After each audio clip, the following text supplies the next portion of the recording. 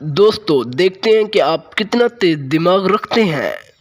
इस एलिफेंट को ध्यान से देख लीजिए, अब इस टाइगर को ध्यान से देख लीजिए, अब इस हिरन को ध्यान से देख लीजिए।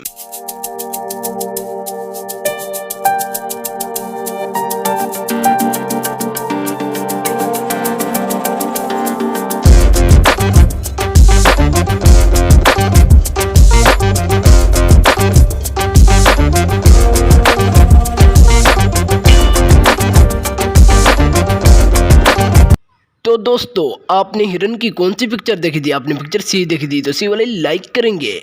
फिर आपने टाइगर की कौन सी पिक्चर देखी थी? आपने पिक्चर ए देखी थी तो ए वाले सब्सक्राइब करेंगे। आखिर में आपने एलिफेंट की कौन सी पिक्चर देखी थी? इसका आंसर आप हमें कमेंट करेंगे। Thank you.